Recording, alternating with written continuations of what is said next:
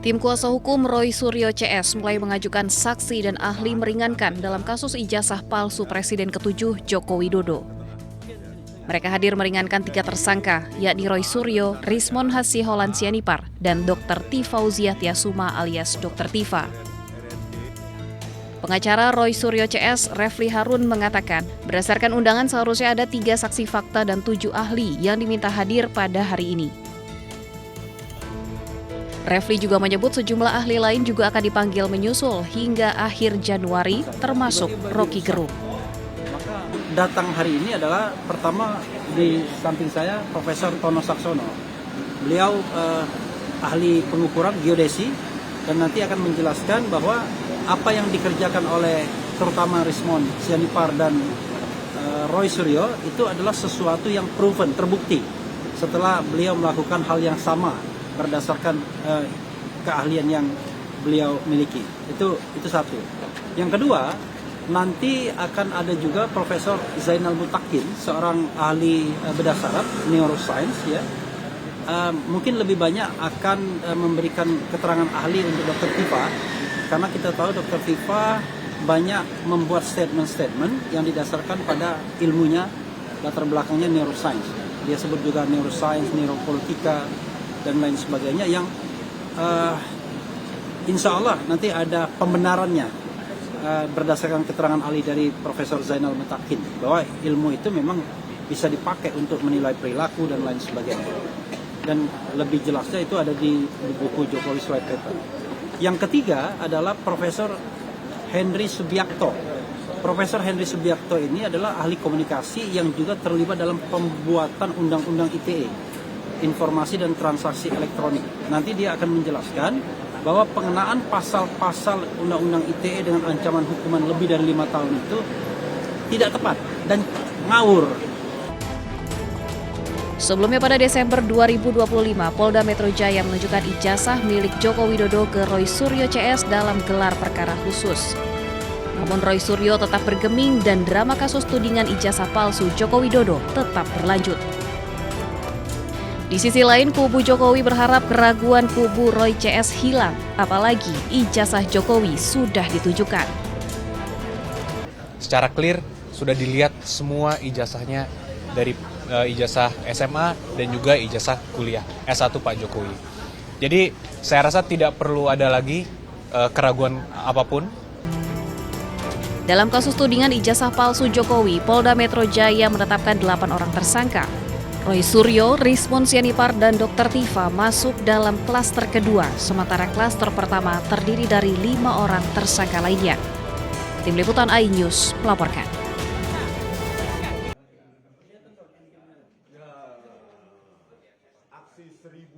Tersangka kasus fitnah ijazah palsu Jokowi, Roy Suryo, Rismon Sianipar, dan Dr. Tifa mendatangi Komnas HAM. 3 serangkai ini datang untuk mengadukan adanya dugaan pelanggaran HAM dalam penetapan mereka sebagai tersangka. Mereka menilai prosedur penetapan tersangka dan pelimpahan berkas mereka ke kejaksaan melanggar HAM dan cacat prosedur. Fakta baru terungkap dari audiensi dengan Komnas HAM, yaitu dalam 2 gelar perkara yang dilakukan oleh Polda Metro Jaya tidak dihadiri oleh Komnas HAM, sementara Polda Metro Jaya mengatakan Komnas HAM hadir. Komnas HAM memastikan dari 2 gelar perkara yang diselenggarakan, baik di Mabes Polri maupun di Polda Metro Jaya, semuanya mencatut nama Komnas HAM. Sekali lagi saya ulangi, semuanya mencatut nama Komnas HAM. Komnas HAM tidak menyatakan atau tidak hadir, bahkan tidak setuju dengan keputusan itu. Jadi tidak ada persetujuan Komnas HAM, tapi selalu dikatakan kami sudah persetujuan Komnas HAM. Jadi sekali lagi, tadi langsung dari Bu Anies, langsung dari Pak Prabianto, Ketua dan Wakil Ketua, bahwa semua hasil kepolisian itu di luar tanggung jawab Komnas HAM. Jadi di sini kita ini segera menyampaikan kepada masyarakat, dibantu oleh media, bahwa apa yang disampaikan oleh Komnas HAM itu tolong diperhatikan baik-baik. Roy Suryo CS juga melaporkan dugaan pelanggaran HAM akibat mereka tidak diberi kesempatan untuk menghadirkan ahli dan saksi meringankan sebelum berkas mereka dilimpahkan ke kejaksaan. Dari Jakarta, Tim Liputan iNews melaporkan.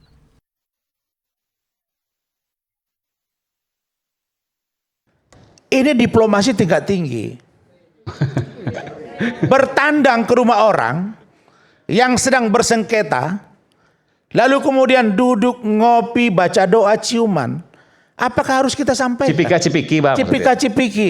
Apakah harus saya ucapkan? Pak, saya mohon maaf ya Pak atas kesalahan saya.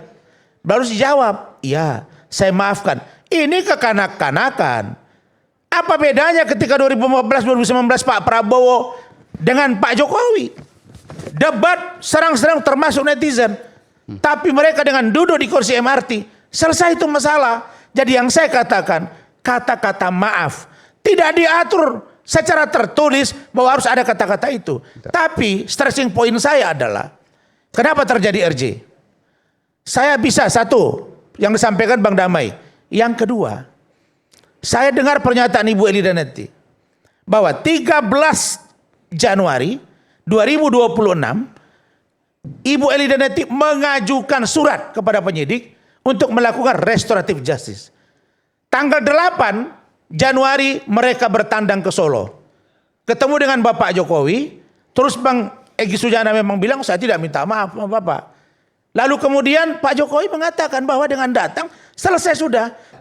Bang Rasman menyamakan perdamaian Pak Jokowi dengan Pak Prabowo, mohon maaf, itu perkaranya perkara politik. Saya sebentar dulu Pak. Sama. Sebentar. Itu hanya perbandingan diplomasi tingkat tinggi itu loh. Iya betul. Artinya ketika kita masuk ke ranah hukum pidana, ini kita masuk ranah hukum pidana, Mas Aiman. Ranah hukum pidana salah satu ranah hukum publik yang keras sifatnya, makanya asasnya ultimum remedium. Kenapa? Karena hukumannya berat, memenjarakan orang, mencabutnya, bahkan orang bisa dihukum mati. Hukum sebagai jalan terakhir. Yes. Tetapi karena ini ditempuh, maka penyelesaian pun juga harus by law. Yang disampaikan oleh Kanda Rasman tadi, mohon maaf, berarti Kanda Rasman belum baca aturan mainnya. Oke, di mana? Ya, oke. Kalau dasarnya adalah KUHP yang baru, maka restoratif justice itu diatur dari mulai pasal 79, 80, 81, 82, 83, 84, 85, 86, 87, 88. Kalau mau dibaca. Iya. Silakan. Ya. Di dalam pasal 79 KUHP yang baru itu, syarat restoratif justice adalah adanya pemaafan dari korban. Pemaafan itu kan berarti namanya aja pemaaf. KUHP yang baru. KUHP yang baru. Oke. Sekarang aku masuk kepada Perpol nomor 8. Oke, ini kan pakai Perpol nomor 8. Ya, betul. Artinya aturan yang lama belum baru. Good. Makanya apa yang disampaikan oleh Ketua Komisi 3 DPR itu juga tidak tepat. Oke, sebentar. Karena restoratif justice ini jadi bukan kalau menggunakan tidak tepat KUHP. Komisi 3 DPR ini mereka buat undang-undang udah ngaco kita ini Dinda. Loh ini undang-undangnya ngomong kok.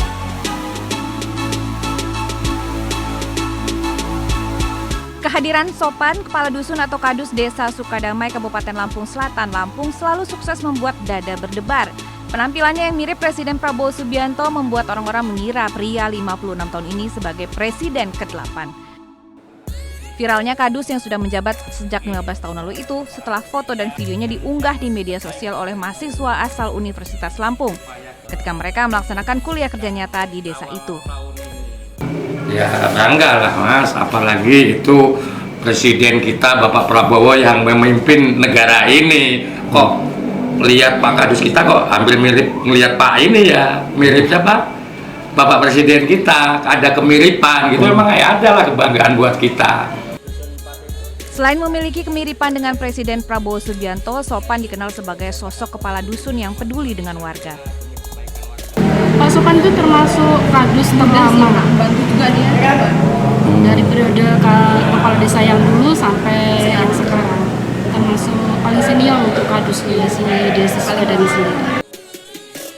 Sopan berharap kemiripannya bisa menjadi jembatan untuk bertemu langsung dengan Presiden Prabowo. Pertemuan dengan Presiden akan menjadi kesempatan bagi Sopan untuk mengusulkan sejumlah pembangunan di tempat ia tinggal.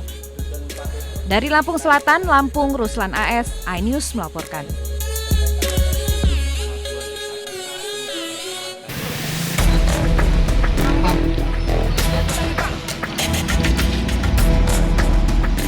Muatan truk berupa sapi, padi dan buah pepaya bertebaran menutup badan jalan di jalur menuju Pelabuhan Bakaheni. Sejumlah sapi mati di tempat, sebagian terjepit di bawah rangka truk. Kecelakaan ini terjadi saat truk bermuatan puluhan sapi diduga alami remblong. Truk tersebut menghantam truk bermuatan pepaya dan truk pengangkut padi. Akibat kejadian ini 1 orang tewas dan 3 orang luka-luka. Ditabrak dari belakang. Oh, jadi mobil abang yang ditabrak? Iya. Dari belakang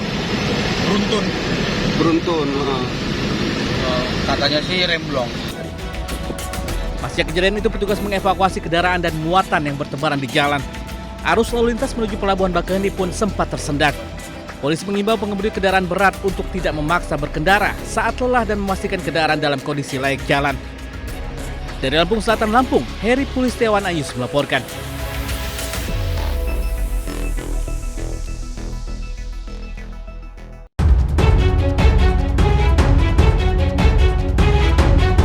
Aksi pencurian terjadi di Jalan Satria, Kota Tanjung Balai, Sumatera Utara. Pelaku menggunakan sarung untuk menyembunyikan identitasnya. Pelaku masuk halaman rumah warga dan membawa kabur jemuran pakaian. Aksi pencurian itu baru diketahui pemilik rumah pada pagi harinya setelah memeriksa rekaman kamera CCTV. Jemuran ternyata hilang dicuri. Karena kesal, korban langsung memviralkan aksi pelaku ke media sosial. Terus nanti satu kan, pertama saat itu mau masuk bang, pakai jaket bang. Terus nggak berani keluar lagi dia bang. Baru masuk dia pakai topeng bang. Itu masuk setengah jalan keluar lagi bang. Warga berharap polisi dapat memperketat patroli untuk mengantisipasi pencurian yang kerap terjadi. Dari Tanjung Balai, Sumatera Utara, Ulil Amri iNews melaporkan.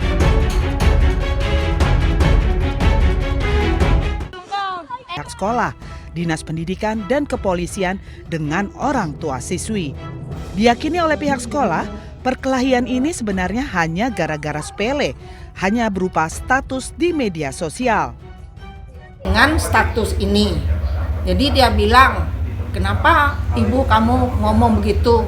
Kemudian dibantah oleh ini, bukan kamu yang dibicarakan oleh ibu saya. Beliau itu dengan temannya. Jadi merasa kurang enak, langsung saya ingin bertumbuk, saya kan anak udah tuh, dan dia bertumbuk aja kau jadinya kan, yang dilawan tuh kan bantang kalah loh, jadi jadinya bilo. Setelah dilakukan pertemuan, kedua siswi berdamai dan meminta maaf, baik secara lisan maupun lewat media sosial. Selain dua siswi, pihak sekolah juga mengumpulkan siswi dan siswa yang